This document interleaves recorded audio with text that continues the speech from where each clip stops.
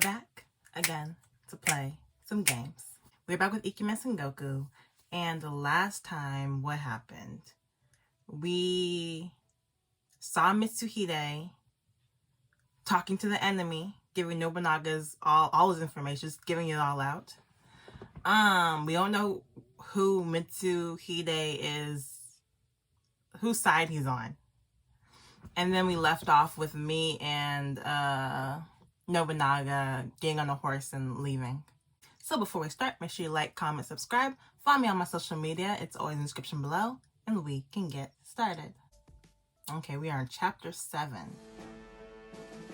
The day of our departure had arrived. Lauren. Nobunaga. Nobunaga on his horse rode up to me. He stopped and offered me his hand. Are you ready? Get on. I'm all set. I placed my hand on his. Excellent. He lifted me up into the saddle. Here we go again. I sat side saddle for a moment, able to catch a glimpse of his smile. Listen carefully. Your life is mine, and I will protect it. Stay close. The confidence overflowing in his gaze made my heart pound. I wonder if we can do this, even if Mitsuhide gave all the information out. The confidence overflowing in his gaze made my heart pound. I'm not so sure about who my life belongs to, but I trust you to protect me. We're about to go to war, but I actually do feel safe as long as Nobunaga is around. How strange is that? I trust him too. I trust him with my life if we were in the middle of a war. Thus, the Nobunaga forces, totaling some 10,000 men, departed Azuchi for the garrison castle of Kenshinosugi. We're riding at a really relaxed pace. Riding with Nobunaga, I looked around at the stretch of green plains to all the sides. The whole army was keeping pace with the slow speed of the foot soldiers. This doesn't feel like the prelude to a war at all. Skylarks flitted about in the clear sky. The thick green grass caught the light and rustled in the wind. You seem thoughtful, Lauren. Huh? Didn't think he'd notice. I turned my head to see Nobunaga was looking at me. What are you thinking about? Nothing. My head is empty. I was wondering why you were moving so slowly. Isn't the goal to stop the other side before they have a chance to prepare? We have to. Going any faster would tire out the foot soldiers before we could arrive. That makes sense. The foot soldiers make up the majority of the army too. We're safe from attack as long as we're in my domain of Owari. There's no need to force a march. Sounds like you put a lot of thought into the well-being of your men. That's a naive way to see it. Nobunaga laughed, indicating the long stretch of his forces. It's not the well-being of my men, it's how I, as a commander, master my forces. If I can't use my pieces well, then there's no point in bringing them. My pieces. He might as well be talking about a bowl of ghost stones. Nobunaga had that old heartlessness in his eyes, but there was no falsehood in his words. He believed what he said. I was imagining that Nobunaga had gotten a little kinder lately, but I forgot that this is exactly the kind of person he is. Those cold eyes and calculating words stung me. What is it? Nothing. I turned away from him and the army to look at the scenery instead. Is our slow pace boring you? Nah. Is me being quiet boring you? Not at all. At nightfall, we'll be stopping at the residence of Yorimasa, a local daimyo. We can entertain each other better there. It's easy enough to tell he means a game of Go. All the same, the idea had my pulse pounding. Nobunaga, I'm not bored. I'm enjoying the piece. Is that so? Didn't I expect you to be in a good mood when we share a room tonight? Whatever. He didn't even ask me. We aren't sharing a room. I'm requesting a room change. Why? Why? Because it's still complicated to me. I'm not comfy sharing a room with you until I figure things out. But I knew telling him that would be no better than saying nothing at all. I can't sleep without a pillow. Okay, that's not my problem. You should have brought one. Not me though, an actual pillow. Then you should have brought, she said it too. Then you should have brought one. Nobunaga held the reins with one hand, His free hand traveled up my thigh. I could actually feel sparks. I did, and thanks to her, I've been able to sleep very well. Don't fill me up with no warning. Then I will warn you next time. Correction, don't fill me up. Your lap is my territory. I shouldn't need to remind you. He didn't. I remember when this was just something that felt good, like it did now. My domain doesn't stop at your lap either. Nobunaga smiled, and the sight of it made me forget my complaints. He lightly grasped my wrist and brought it up to his lips. Ugh, so gross. This is where I started my conquest. Can we just go? Can we just focus on riding this horse? Stop talking to me. He nipped my fingertips one by one, playfully erotic. My fingers curled back as he did, looking like they were jealously guarding the heat from his lips. Okay. Nobunaga then caught a lock of my windblown hair, following it back towards my ear with his fingers. Can we just ride this freaking horse? Next, I conquered this. He ran his teeth slightly along the edge of my ear. His tongue came out, parting the short, hard burst. I arched backwards against him, squeezing my eyes shut. I can't believe we're doing this on horseback and everybody's watching. Can we just... But I don't want him to stop. It's been a long ride and I won't feel him. And I want to feel him. Wait, everyone's watching us? When I opened my eyes, I had a fine view of Nobunaga's vassal staring at the two of us. Okay, I'm not really into having an audience. Oop. What was the options? Everyone is looking. Aren't you embarrassed? I'm not entertainment. Nobunaga, I didn't come along to entertain the troops. This isn't for the troops. It's just that your body gets nice and warm against mine. I'd wager some of that warmth is me blushing with embarrassment. He switched hands, gently squeezing my rear. I felt a wave of heat and everyone else disappeared like the desert mirage.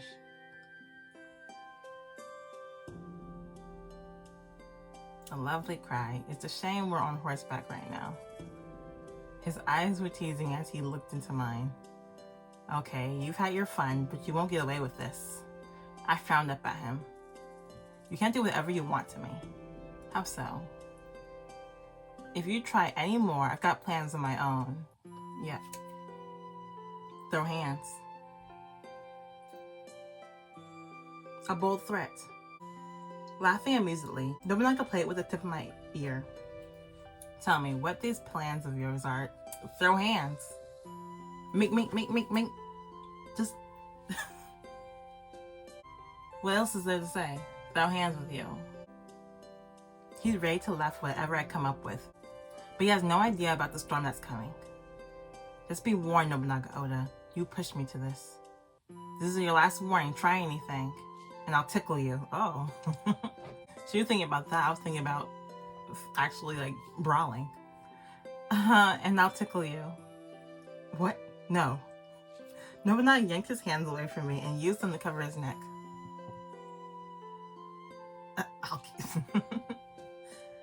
I'll kill you. I threatened I would. He's scared. I got him right where I want him. Nobunaga stared at me, expression utterly serious. I can't help but laugh. What's the matter? Like the warmth that can't take the heat? This is no laughing matter, Lauren. I'm serious. I'm serious too. Every time you grab me without permission, I'm going to tickle you. I twisted around the horse, jokingly bringing my hand towards Nobunaga in a creepy motion. He jerked back. I won't allow it. I won't let you tickle me. I won't let you tickle me. He gets so cute when he's desperate. Unable to help smiling, I put a hand on Nobunaga's arm and pulled him back. Come back. If you lay any harder, you'll fall off the horse. And I've heard falling off can be very painful. I'm just trying to escape from you. I won't really tickle you, Nobunaga. Even I would have. Even when Nobunaga sat back up straight, I couldn't stop giggling. My good luck charm may be a curse instead. Nobunaga's eyes wavered. He seemed to be enjoying himself now, too. Then, one hand still holding the reins, he pulled me against him with the other, holding me there. What are you doing? I'm preventing you from doing any more of your tricks. I really wasn't going to tickle you. I was serious, though. I was serious. It's too late. It's too late. I don't trust you. A big smile appeared on his face. But now if you tickle me and send me off the horse, you'll be dragged down with me. That definitely doesn't sound like any fun. That's the point. Now you have to behave yourself. Alright, I guess you've defeated me. I'll stop my wicked ways. See that you do. The two of us broke into giggles. This is actually so much fun. It's strange. This was a ridiculous conversation, but it made me happy. And it was nice being held by Nobunaga. Nice enough that I couldn't deny it myself. It was a mistake to use you to cure my boredom. I nearly fell off my horse. That's what touching me was supposed to be all about? That's what you get for treating someone's body like entertainment. It wasn't your body I was interested in. My reaction? It was you.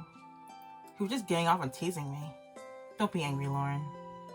Nobunaga placed a kiss on my forehead, his most recent conquest. As he did, strangely, I forgot my anger. I didn't forget. I'm still mad. A gentle kiss made me just a little flustered. Tell me, what was your life like in your original time? What's with the sudden interest? There's no reason. I just felt like asking. I expected questions like that the night I first told him about the future, but he's only interested now. I lived the life of a lot of people in my time. A 5-day work week where I got up early to go to my job and go home late. Days off were for errands and fun. What was your job? It was a desk job, not worth mentioning. I just quit and was about to start a new one as a fashion designer. It's like a seamstress, but I draw out the clothes, pick up the fabric, things like that. A fashion designer? You remember Versace? Versace? He's one of mine. I drew him up and made him from scratch. So it was you who made Versace. I heard from Masamune. He said you were working with the castle seamstress. Masamune even praised my work to Nobunaga? I have. It's a little different than what I want to do, but I'm pretty happy working with them. Making clothes for other people, finding the perfect match, and seeing the looks on their face when it's done, I love it. When I finished talking, I saw a sweet smile appear on Nobunaga's lips. She should, make Nobunaga some skinny jeans. Try those on. This is the first time I've seen you smile like that. Really? Come on now. I've smiled plenty of times before.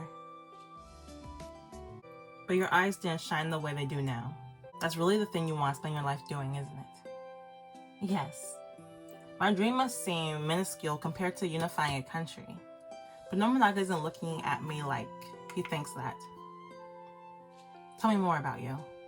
Me in general? Yes.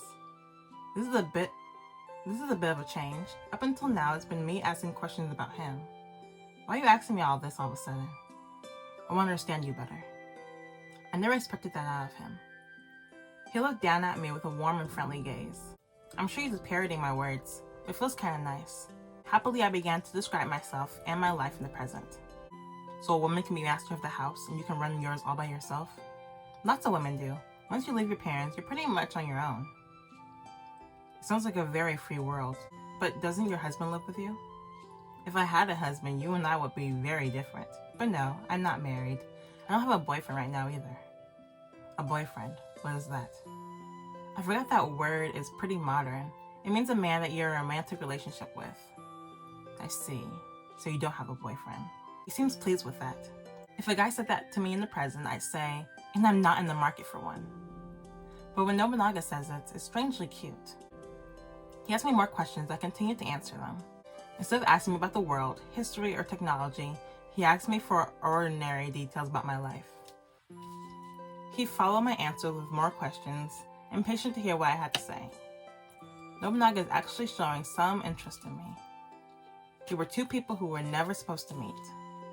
Our values, the age we lived in, they were so different we could barely understand each other. Despite that, I'd come to understand him, and it was like he was doing the same. Does he feel the same way I do?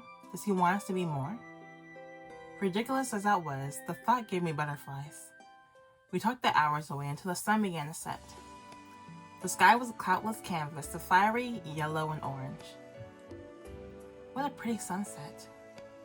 I suppose it is. I never stopped to admire the setting sun before. But it's a pleasant sight.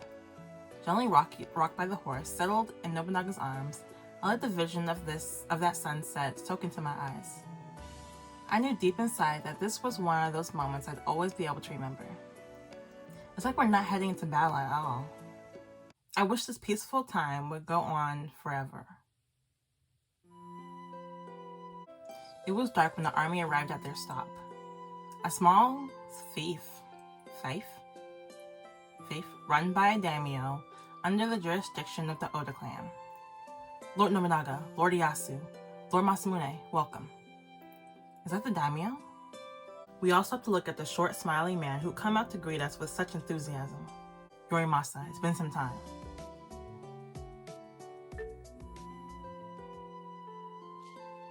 Nobunaga dismounted his horse.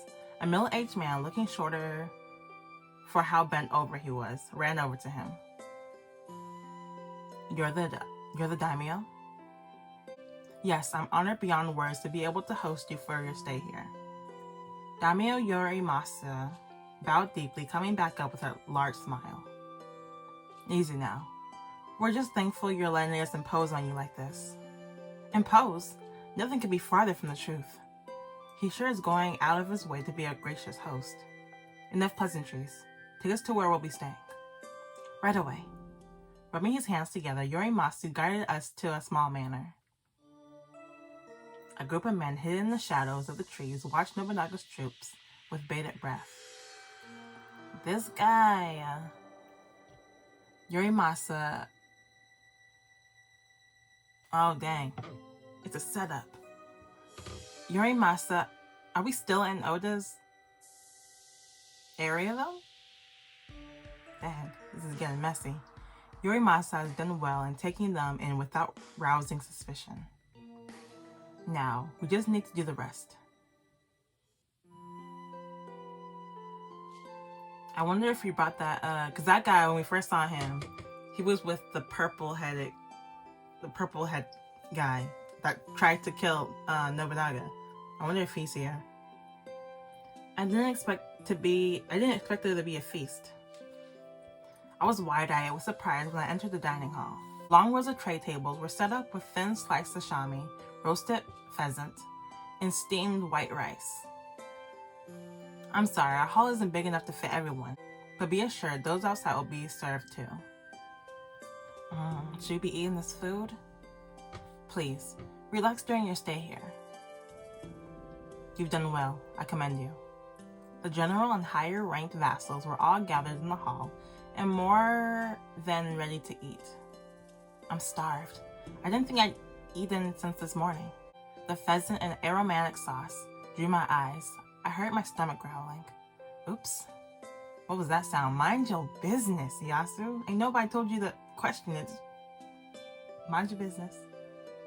Who knows? Her stomach's growling. There's no need to hide it. Mind your business. Again. Well, I just think that polite people don't talk about it. Why are you yelling? I'm not yelling. Don't be embarrassed. It was a cute sound. Like a kid. Why are you worried about my... Can we eat? Can we please eat? Y'all talk too much. It was a cute sound, like a kid trying to roar. Please stop bringing it up. Lauren, come here. Don't tell me what to do. What's that? Oh, Nobunaga's calling me. Thank you, Nobunaga. He had waved me over from a seat at the head of the room. I waited to skip that embarrassing conversation. Gotta go see what he needs. I shot a quick glare at Yasu Masamune before hurrying to Nobunaga's side. She ran away, Masamune. The lasses have been stuck to Nobunaga like glue lately. Seems there's no room for me to sneak in. I could hear their laughter behind me. I don't care about Masamune, but Ieyasu can catch these hands still. Like he's been rude this entire time. He has stayed rude this entire time. Ignoring them, I sat down beside Nobunaga. You three seem to be having a fun conversation. Trust me, you weren't missing anything. Not at all. I want to hear it again. We're talking about this again. Like, can we just eat? You asked me over here for that? My face was burning. I knew I must have been bright red. I'm not a performance. Now eat. The food's gonna get cold. Around us, the men had already begun to eat and drink. Nobunaga poured himself a cup of sake first, eyeing me over the cup with a smile. I'm happy to have you around. It's never boring with you here. That's true. Boredom has never been the problem. I grabbed my chopsticks and began to take out my frustrations on my pheasant. But by the second or third bite, I started to know something was off. I felt dizzy, like I got a headache. Just then, my throat felt like it was on fire. Is it poisoned? I clutched at it, gagging. Lauren? I think I'm gonna be sick. My vision blurred. Everything around me grew fuzzy. I felt like I was trapped in a haze of heat. And then all at once, I lost control of my body. I toppled backwards. But Nobunaga caught me. He held me close. I just barely saw his mouth moving, but I couldn't make out what he was saying. What's happening to me? I've been poisoned. Lauren. Nobunaga. His arms were steady, but his eyes were desperate. That was the last thing I saw before passing out.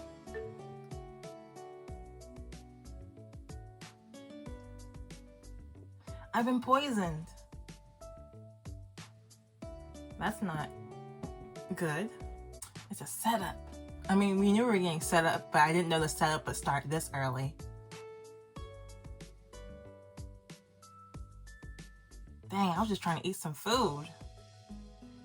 So thank you for watching. Make sure you like, comment, subscribe, follow me on my social media. It's always in the description below, and I will see you guys tomorrow with A3. Bye-bye.